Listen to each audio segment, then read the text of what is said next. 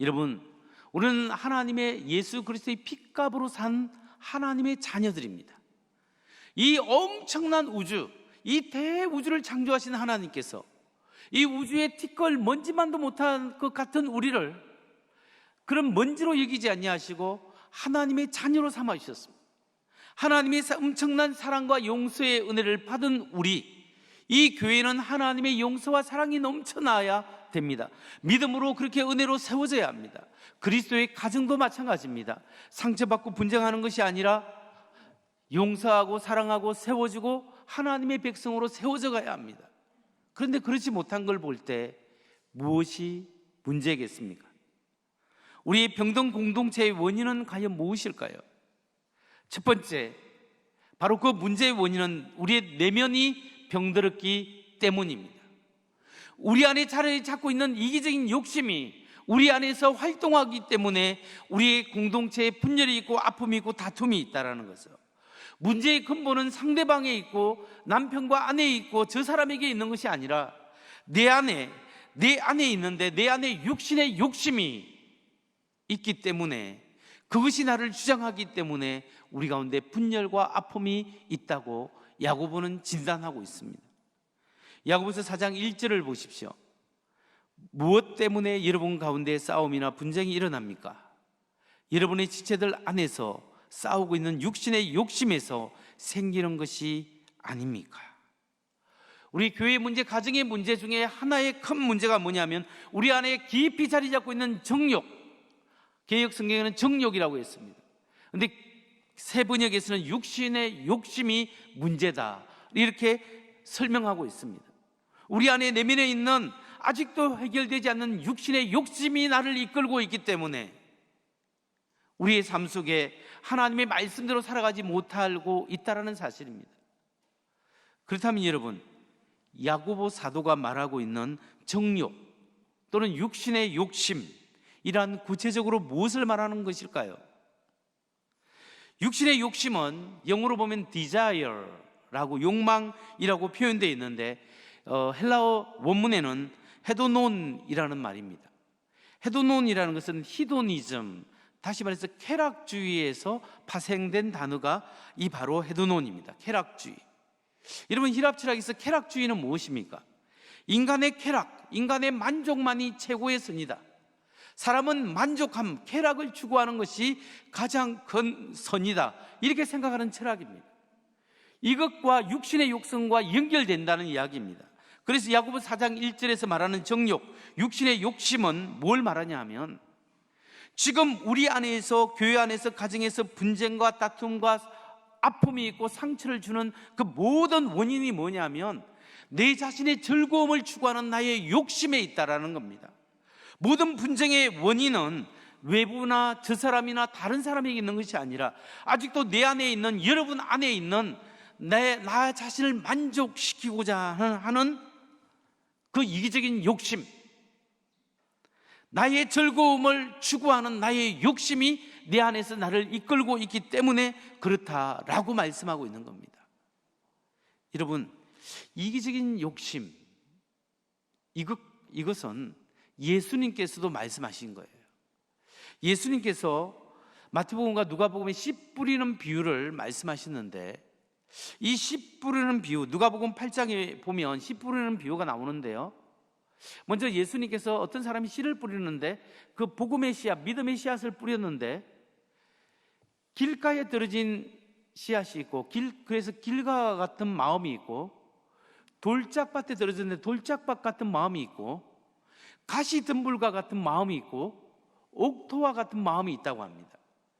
길가나 돌짝밭이나 가시덤불은 모두 다 열매를 맺지 못하기 때문에 사실은 구원받지 못한 사람의 마음을 대표합니다. 오직 30배, 60배, 100배를 열매를 맺는 이 옥토만이, 좋은 밭만이 하나님의 구원받는 백성입니다. 그런데 예수님께서 가시덤불에 대해서 말씀하실 때 누가복음 8장 14절을 보십시오. 가시덤불에 떨어진 것들은 말씀을 들었으나 살아가는 동안에 근심과 재물과 인생의 향락에 사로잡혀서 열매를 맺는데 이르지 못하는 사람들이다.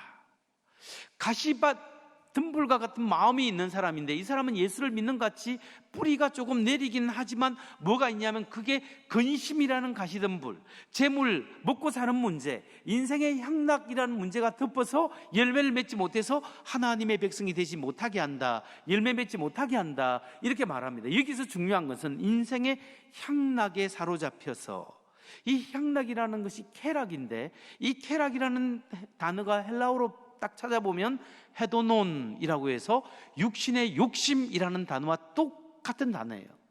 다시 말해서 지금 육신의 향락이라는 이 단어와 야고보서 1장 정욕, 육신의 욕심이라는 단어가 똑같은 단어예요.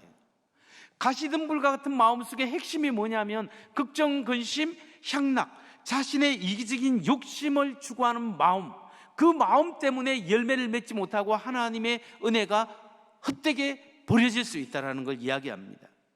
이게 뭘 이야기하겠습니까? 그래서 예수 믿으면서도 여전히 우리의 마음속에 마음이 하나님께 온전히 헌신되지 못해서 마음이 나눠져서 옛자가 나의 쾌락과 나의 욕망과 나의 만족을 추구하는 옛자가 여전히 나를 다스리고 있는 그 상태를 이야기하고 있는 겁니다. 그렇다면 이제 두 번째로 우리 안에 있는 이기적인 욕심이 문제라는 사실을 우리가 알았습니다. 그러면 좀 더 구체적으로 이 쾌락을 추구하는 이기적인 욕심, 내 안에 있는 정욕이 우리의 영적인 삶을 어떻게 파괴시키는가, 이걸 좀 알아야 합니다.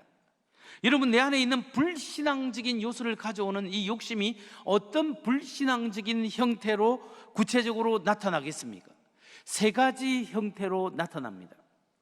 첫째로, 복음으로 인하여 온전히 치유되지 않는 이기적인 욕심은 관계를 파괴시키는 위험이 있다.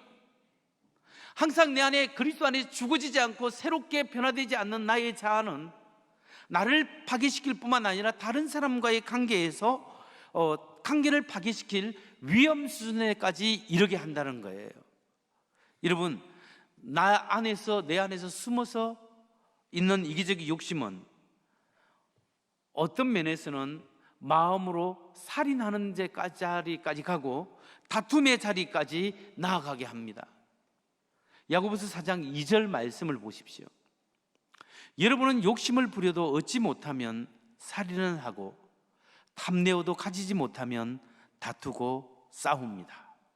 욕심을 부려도 얻지 못하면 살인을 하고, 사람을 실제로 죽일 수도 있지만 마음으로 수없이 저 사람을 미워하고 마음으로 살해하는 그런 마음의 살인을 우리가 저지를 때가 있어요. 탐내에도 가질 수 없으면 싸우고 다투고 더 가지기 위해서 우리가 통제되지 않는 욕심에 이끌릴 때가 있다는 거예요.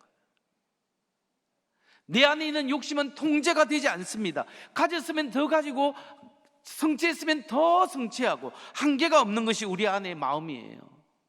이것이 어떤 때는 살인으로 드러날 때가 있어요. 누가 그랬습니까? 다윗이 그랬습니다. 다윗이 수많은 자기 부인과 첩이 있었지만, 다른 후궁들이 있었지만, 그럼에도 불구하고 어느 날 유혹을 받아 우리아의 아내 바세바를 보고 그녀를 취하기로 마음을 먹었습니다. 그리고 난 다음에 우리아를, 그 남편을 전쟁터 한가운데 보내서 사실은 죽인 거죠. 살인했습니다. 그리고 바세바를 자기 아내로 삼았습니다. 하나님 보시기에 엄청난 제약입니다. 여러분, 그 탐욕이 살인을 이끌어간 거죠. 여러분, 우리가 사무엘 하를 살펴보면 다윗이 그동안 승승장구하고 잘 이렇게 갔는데, 바세바, 우리아의 아내 바세바를 죽인 이 사건 때문에 다윗이 영적으로 추락하기 시작했고, 결국 다윗이 회개했을 때 하나님이 그의 죄는 용서했지만 죄의 대가, 형벌은 치르게 하셨습니다. 철저하게 고통과 아픔을 경험하도록 다윗이 추락하면서 어려움을 경험하게 된 거죠. 여러분, 우리 안에 정리되지 않는 이 이기적인 욕심이 사람의 관계성을 파괴시킵니다. 그럼 두 번째, 내 안에 이기적인 욕심이 가져오는 불신앙적인 모습은 또 무엇일까요? 그것은 우리의 기도 생활을 파괴시킵니다. 아직도 그리스도 안에서 죽어지지 않은 나의 자아가 있을 때 기도하는 것처럼 보이지만 하나님을 의존하지 않고 자기 자신을 의존하는 거예요. 야고보서 4장 2절 말씀을 보겠습니다. 여러분이 얻지 못하는 것은 구하지 않기 때문이에요. 얻지 못하는 것은 원인 중에 하나가 구하지 않기 때문이다. 여러분, 이게 뭐냐면 어떤 때는 하나님을 믿는 것 같지만 자기 자신을 믿어요. 하나님을 의지하는 것 같지만 내 실력을 의지해요. 이런 사람은 하나님을 철저히 의지하지 않습니다. 뭐 하나님 귀찮게 하나, 하나님 앞에 그냥 적당히 알아서 해줄 거고 내 일은 내가 알아서 해야지, 이런 마음이 굉장히 신앙이 좋은 것 같지만 하나님을 의지하지 않습니다. 여러분, 하나님 기도한다는 게 뭐예요? 기도하는 것은 나의 뜻을 하나님께 말해서 성취하는 것이 기도가 아닙니다. 그는 기도의 작은 요소 중에 한 구덩이에 있는 거고, 기도란 뭐냐면 나의 욕망을 하나님 앞에 내려놓고 하나님의 뜻을 구하고 하나님께 더 가까이 나아가는 것이 기도지 않습니까? 기도하면 할수록 하나님께 가까이 나아가는 거예요. 기도하면 할수록 하나님의 마음을 알아가는 거예요. 하나님의 마음을 알아가니까 하나님의 뜻대로 간구하고, 하나님이 뜻대로 간구하니까 하나님이 응답해 주시는 거예요. 그게 기도입니다. 그런데 이 마음에 욕심이 있고 교만한 사람은 하나님이 절대적으로 필요하지 않습니다. 그러니까 기도를 하되 형식적으로 하거나 기도 생활이 잘 되지 않는 거예요. 그러다 보면 하나님이 주시는 온갖 신령한 축복들을 놓치게 되는 거예요. 야고보서 1장 17절 말씀 보면 온갖 좋은 선물과 모든 완전한 은사는 위에서 곧 빛들을 지으신 아버지께로부터 내려옵니다. 아버지께는 이러저러한 변함이나 훼손하는 그림자가 없으십니다. 온갖 좋은 선물과 모든 완전한 은사는 어디로부터? 빛들을 지으신 아버지 하나님으로부터 내려오는 거예요. 하나님이 우리에게 주시고자 하는 것이 온갖 좋은 은사와 선물입니다. 그런데 하나님께서는 우리로 하여금 하나님을 의지하고 하나님께 간구해서 그걸 받기를 원하시는 거예요. 왜냐하면 네 힘이 아니라 내가 너를 도우고 인도했다라는 사실을 하나님이 확인시켜 주시는 거죠. 그래서 기도할 때 하나님이 일하시는 거예요. 물론 기도 안 해도 하나님이 알아서 해주시는 것이 있습니다.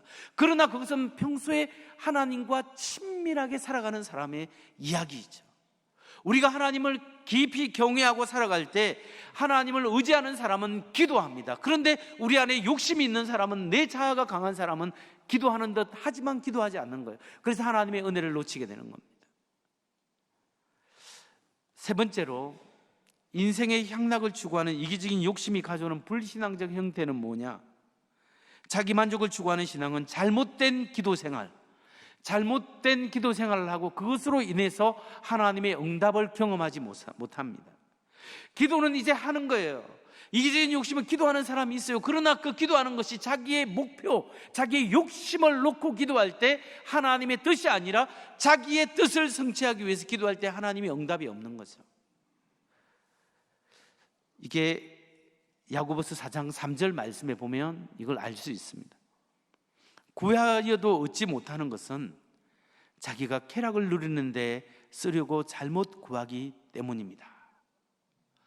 기도하는데 하나님의 뜻 가운데 하나님의 영광을 위하여 사용해야 되는데, 깨어지지 않는 나의 이기적 욕심이 나의 영광, 내 체면, 사람들 앞에 드러내는 것, 이걸 위하여 하나님께 간구할 때 그 간구는, 우리가 기도하는 수많은 것들이 하나님의 뜻과 하나님의 은혜와 전혀 상관없는 기도와 간구를 할 때가 있는 거예요.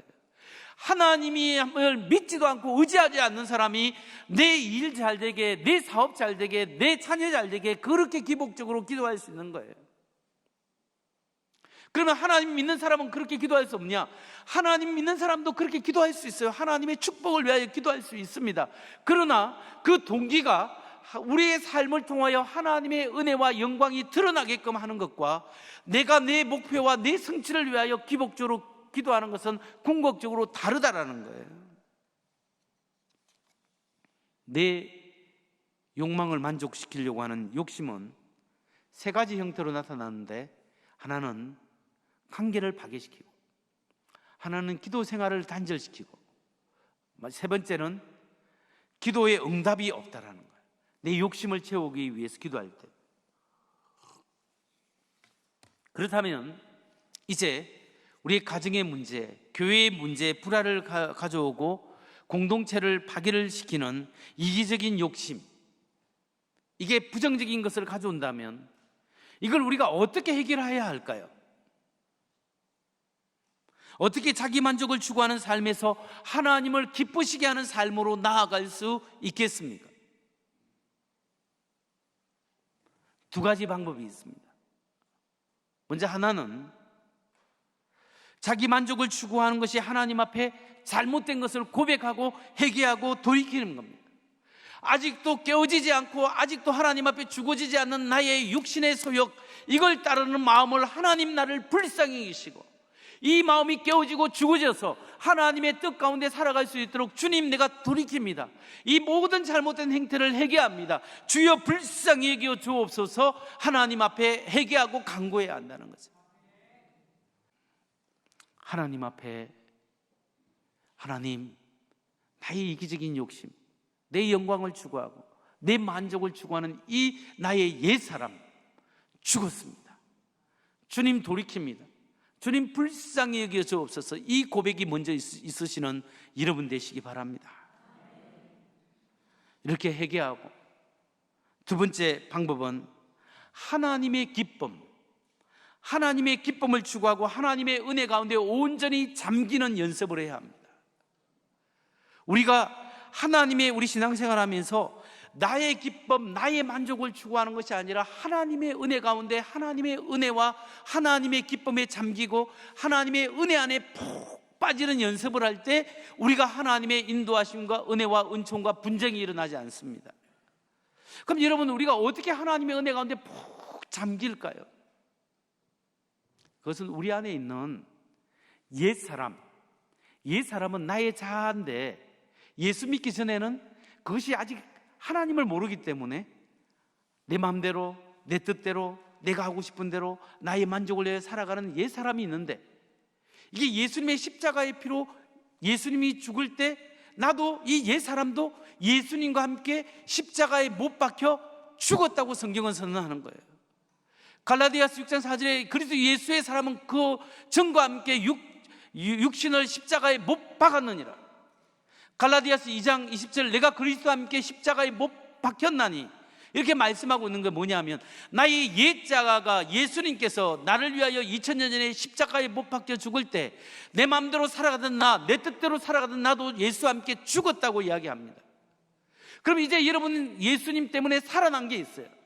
옛 사람은 죽고 새 사람이 살아났는데 무엇이 살아났습니까? 하나님의 은혜와 하나님의 뜻 가운데 주님의 뜻을 따르고자 하는 새 사람이 살아난 거예요.